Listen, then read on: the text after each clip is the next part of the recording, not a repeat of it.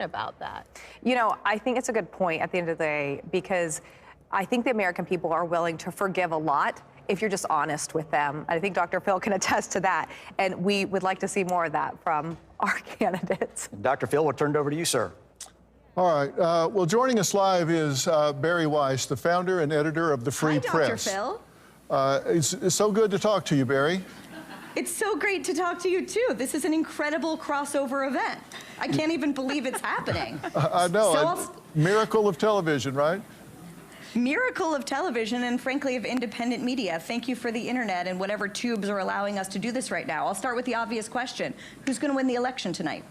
Well, I'm absolutely confident that I don't know. How about you? I have no idea. Ever since I found myself in 2016 sobbing alone in my bed at night when Hillary Clinton lost, I will never, ever deign to predict an election result ever again. Well, I'm the same way. I told everybody, listen, I'm a psychology guy. I know these things. This guy is absolutely got the right message. He's just not the right messenger. He will never be elected. Take it from me. Yeah, I was embarrassed. So I'm not going to ever predict. So we'll see. But it's close, that's for sure. Well, one of the things that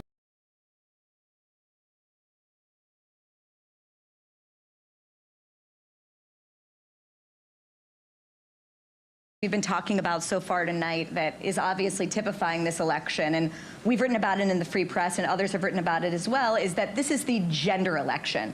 And it's really a contest between who is more passionate, women voting for Kamala or men. Perhaps men inspired by the endorsements of Elon Musk and Joe Rogan, who perhaps otherwise would have sat at home heading out to the polls. Do you see it that way? And who are you betting on, the men or the women? Well, I do think that there is a big gender gap here, and I think that both candidates have been trying to close that really strongly. I think the endorsement from Joe Rogan, who's a good friend of mine and has pretty much been a liberal most of his life, and doesn't do that kind of thing. I think maybe his endorsement came really late in the game to have as much impact as it could have had. So I don't know that it's going to have as much influence as it might have had even 2 weeks ago or certainly a month ago. And I know that numbers tell us that more women tend to vote than men, so I'm not sure it's going to make up the gap. But I've talked to an awful lot of women on the road, and when I've been out around, particularly up in Pennsylvania the last couple of weeks, that frankly have surprised me in being in favor of Donald Trump. And what are they saying to you? Why are they in favor of Trump? Because of affordability. They're saying, I am having trouble getting my children shoes to go to school, being able to pay to put food on the table, and I am not better off than I was 4 years ago. And frankly, they say, I don't mean to just be selfish about it, but I got to take care of my family, and I don't believe that I'll be better off 4 years from now if I stay with Biden-Harris as I will with Trump. And so they're voting their pocketbook. You're a psychologist. You study moods and the way that people think.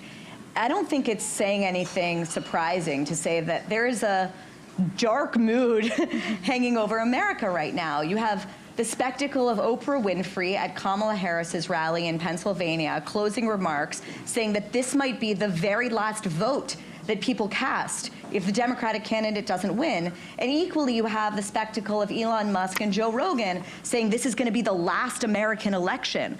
Where is that coming from? Is that fear and that sense of sort of existential despair justified?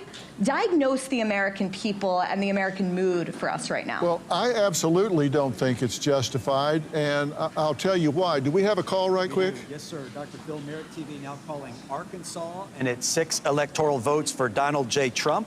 That gives Donald Trump 111 electoral votes to Harris's 31. Back to you, Dr. All right, great. So what I was saying, Barry, is I think that the media is programming people because divisiveness sells. And I have been so enthralled with your stand against being able to have both sides of a conversation weigh in and have their free speech rights. And you're absolutely a champion to me for standing up for those rights. And I believe that for some reason, you can think about them on one side of the continuum as just being advertising, but if you want to go to the dark side, our entire population has been the product of absolute psychological warfare. It's been psyops. These ads that we've been watching over the last few months, these aren't just ads. These things are programmed to get people to move into a dark place with regard to the other side. And as a result, I think we've got people that are not nearly as divided as the media would have us believe. I just don't think it's true. And I think that we should be talking about unifying. Come tomorrow or whenever this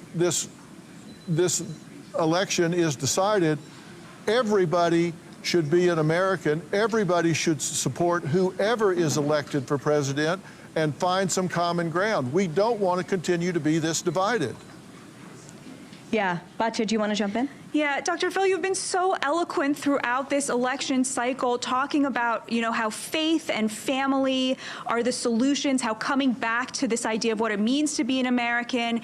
What can I do personally? Like, it's very easy to say I need other people to be unifiers and to accept me and my views that they hate. What can I do tonight, tomorrow, to be part of that force for good?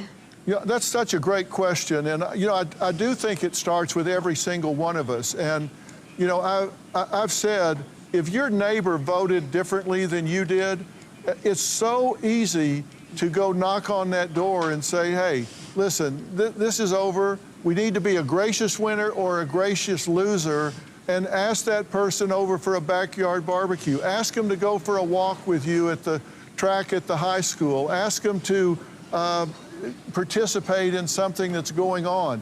You don't have to love everything about someone to love them. And sometimes you just have to say, look, we'll disagree about that. That's okay. We'll talk about that another day. And sometimes people really need that introduction, and they don't know how to bridge that gap, but you can be the one that bridged it. And people move their positions. I mean, Bari, you've talked to people that are Republicans that have voted Democrat and Democrats that have voted Republican. And I don't know if you're finding out things the mainstream media isn't finding out, or if they're just ignoring these differences. Are they just ignoring the differences, or are you just finding out things they aren't seeing? Well, first of all, thank you for your extremely kind words about the free press. I think, one of the things that I hope distinguishes us is not just the fact that we are rushing to cover stories that the corporate legacy press either ignores or misconstrues. And by the way, that includes people that simply do not fit into these old boxes that bear very little relationship to the political realignment that we're seeing, what my colleague Peter Savodnik has called the Great Scramble. People just do not identify with this ever-growing laundry list of issues that the parties sort of used to stand for. So that's the one thing. We're trying to pursue those kind of surprising stories that challenge the preconceived narratives in our journalism. But the other thing is that we're making really every effort to make sure that our own newsroom reflects the political mixture and the disagreements that you see in this country. Batya was there. We were on a boat at a recent retreat, and a very enterprising and determined producer decided to take a vote of everyone that worked at the Free Press.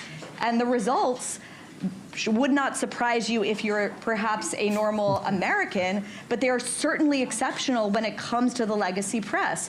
If you go to most newsrooms 20 blocks from here and you poll people, you will not find a single registered Republican or a Trump voter. But in the Free Press, a third of people voted for Kamala Harris, a third of people voted for Donald Trump, and a third were either undecided or writing in.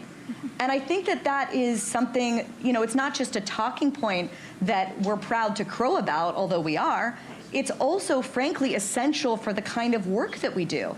If you're in the job of pursuing truth, if you're in the job to try and to hold up as accurate a mirror to reality as is possible. And I think that that's the job of journalism.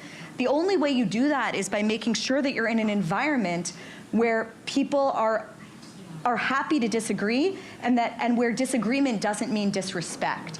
And that's something that I think has distinguished what we're trying to do. And that's our promise to readers, it's our promise to viewers, it's our promise to listeners yesterday, and it will be our promise tomorrow or wherever we find out who the winner of this election is. Well, and that's going to be a challenge because we are very divided, but I think everybody is looking for a bridge back. And that's what you guys are doing, is proving that, hey, we can coexist side by side. We can disagree about things and then still show respect for one another. I went to college way before you were even born, but we had people that would come in with very disparate ideas. We went to see if we could find a way to pick apart what they were advancing. Now they boo them off the campus before they even get there, and they don't want to hear them. How do you ever learn if you don't listen to somebody else's ideas? We've lost that critical thinking, and that's what I've been pushing on so hard. That's what bothers me about these demonstrations that we're seeing about Israel and Hamas and all. It's like, do what you want to do, but at least critically think your way through it before you take a position. Listen to the other side, and that's not what's happening. And you guys advance that really strongly, and that's what we're trying to do here at Merit TV. We're not trying to tell people what to think. We're trying to encourage them to think. And I think people are willing to do that if we'll just give a fertile field for them to do it in. Yeah, I agree with you. Yes, the question of how we come together as a nation, I think, could not be more relevant, Dr. Phil.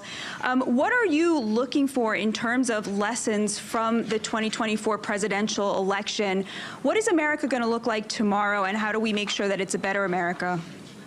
Well, I'm so glad you asked that, because I think a lot of people think if this goes the way they don't want it to go, they're going to open the door tomorrow morning and it's going to look like a nuclear bomb has gone off. And that's absolutely not the case. You're going to wake up tomorrow and everything is going to look exactly like it did the day before the election. And you're going to drive the same car, you're going to eat the same food, you're going to be doing the same things you've always done. And if it weakens this country, it's going to be a slow roll, and you have a chance to influence it even after the election. I believe in self-governance. It's up to us what we do. So I think people are having anxiety because they think, oh my God, this whole world's going to collapse the day after the election. It's not. It never has. But Dr. Phil, I think one of the reasons I'm feeling anxiety and fear. And the reason I'm feeling anxiety and fear is because it's very possible that, first of all, I hope it's a landslide for one of these people so this doesn't happen, but I think it's extremely possible that you will have people contesting whether or not this was a free and fair election. That, to me, is cause for alarm and despair. Are you not worried about that? I feel like the ground, certainly on the Trump side of the Trump campaign, is being seeded for that right now. Donald Trump's already tweeting about how there's been cheating. Well, you know, does that not worry you? You know, I think we have a legal process, and I've spent a lot of my professional career in the litigation arena. We've got courts for that, and I hope people will let that process work, and it's happened on both sides. It's happened many, many times throughout our history, and if we let the legal process work, but that doesn't mean we have to go kick in store windows. It doesn't mean we need to burn cars. Let the legal process work, and if they can sustain this in the courts, fine, and if they can't, then they absolutely can't. But we need to come together and say whoever is declared the winner of this election, we need to get behind, and we don't want to have a crisis to make us do that. I've said before, we were all Americans on 9/12 of 2001. I hope we don't have to have another catastrophic event to remind us that we're not Democrats or Republicans or Libertarians, we're Americans, and we need to all be Americans, and that's a choice. That's not a decision, that's a choice. It's a choice that you live on an active basis, and I challenge every American to do that. Whoever wins, they're going to be my president, and I'm going to support them 100%, and I challenge everyone else to do the same thing. Amen. Barry, Dr. thank Phil? you for joining us tonight. I really appreciate it, and I hope you and I can talk again soon. And thank everyone too. there on your end. Me too. It was really, really wonderful to be with you. An incredible crossover event. And Dr. Phil, hoping to have many more conversations with you. Me too. Okay. Before we move on to our next amazing guest, as Michael Moynihan... All right, thank you for that, Dr. Phil and Barry. I'm here with Robert Bluey, on our swing states desk. Sorry, there's a lot of names and numbers coming at me. But let's talk about North Carolina. Lindsay and I were over at the big board, and North Carolina was shaded blue. Not all the way blue, but leaning blue. And now we have